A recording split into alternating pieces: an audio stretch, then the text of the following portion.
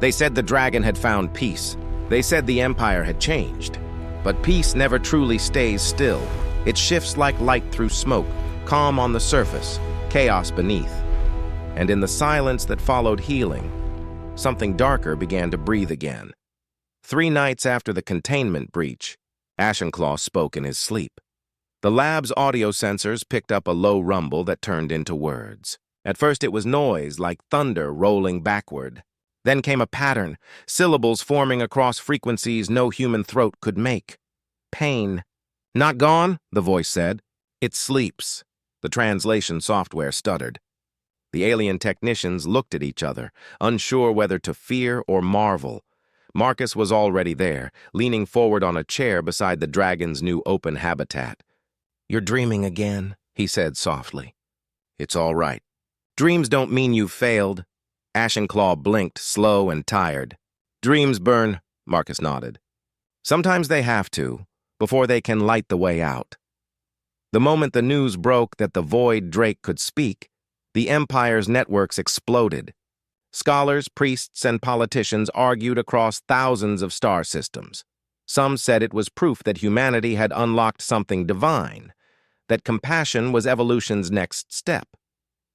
Others called it manipulation, claiming the human had taught the beast to mimic language for propaganda.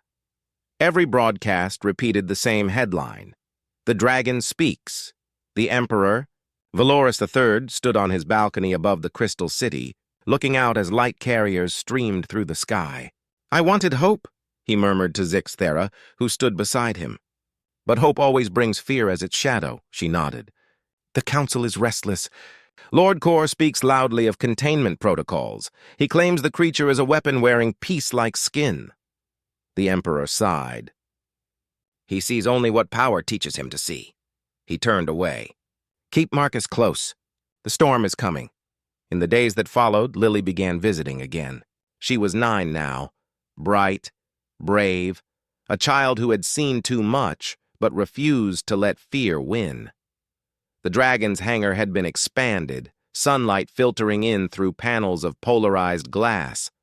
Ashenclaw lay curled beneath it, immense and quiet, like a mountain breathing. When Lily entered, she held a sketch pad. "I drew something for you," she said. Ashenclaw tilted his head. "Show." She held up a drawing of a dragon surrounded by tiny stars. "That's you, and these are all the people who stopped being afraid."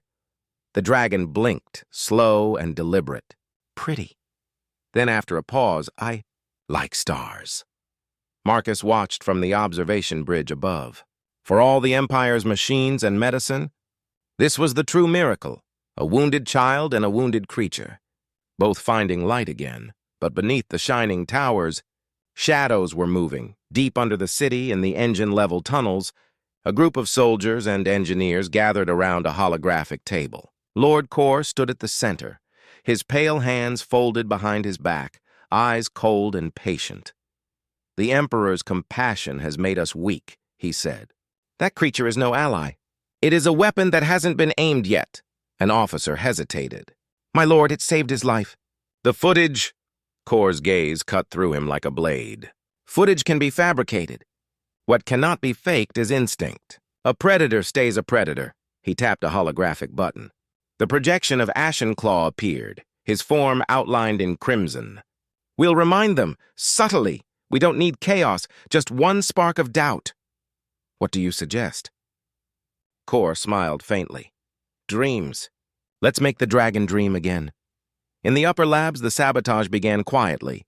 A tiny drone, disguised as a maintenance bot, released a near-invisible mist into the air filtration system.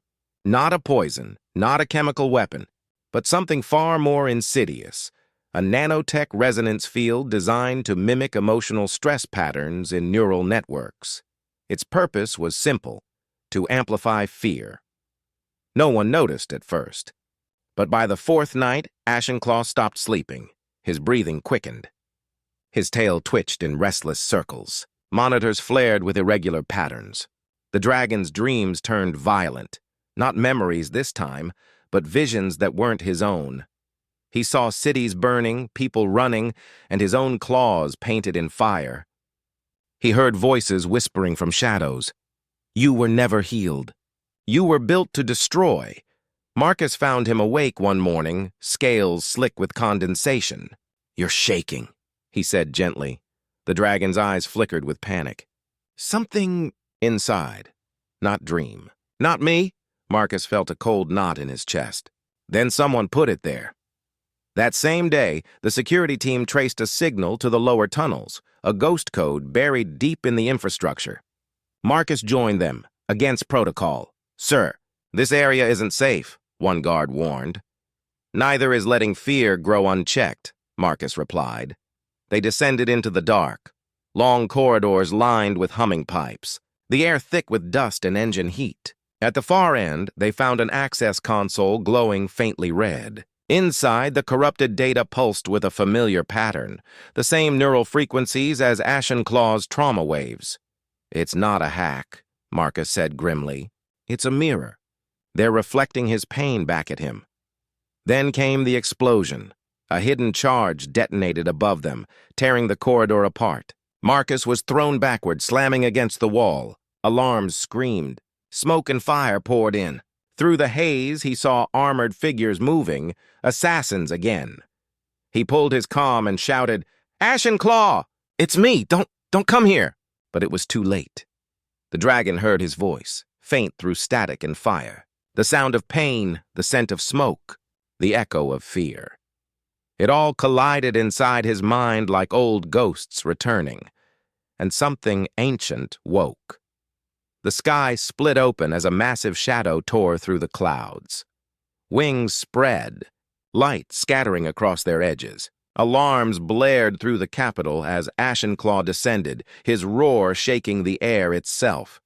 He landed outside the burning tunnel, claws slicing into the street. Flames licked across his scales. His eyes glowed not with rage, but with fury tempered by grief. Marcus! He thundered, voice echoing like an avalanche. Marcus staggered from the wreckage, coughing, blood streaking his temple. I'm here, he gasped. The assassins opened fire.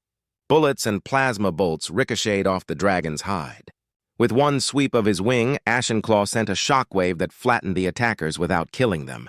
Then he turned to Marcus. Hurt? Marcus coughed out a laugh. Just bruised.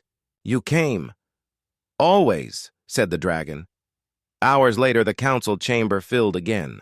The Emperor stood at the center, flanked by guards.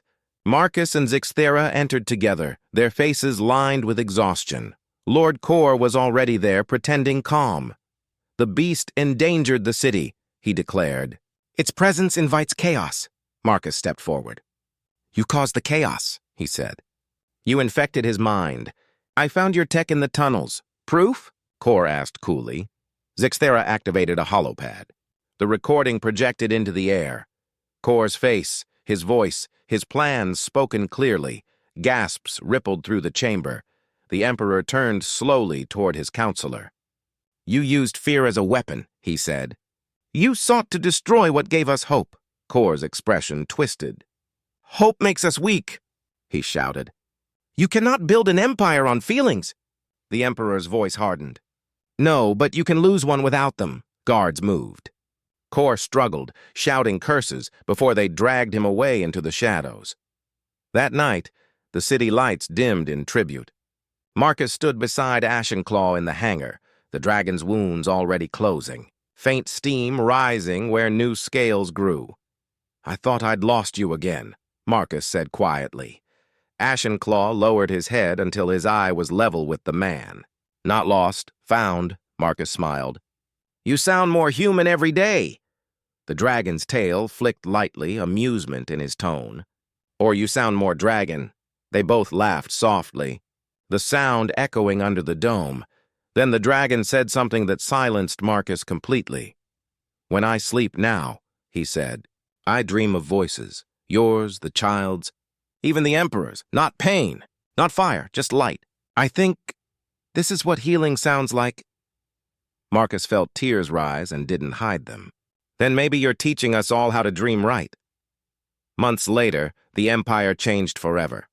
The menagerie became the center for sentient healing, a place where empathy and science worked side by side. Humans and aliens trained together, learning the Marcus method. Not a doctrine, but a way of seeing. The Emperor decreed a new symbol for the Empire, a dragon's eye surrounded by a circle of stars. Beneath it, a single line was engraved on every banner: strength through understanding. Ashenclaw flew again, not as a captive but as a guardian, his shadow passing over cities that once feared his kind. Wherever he flew, children waved. Soldiers paused.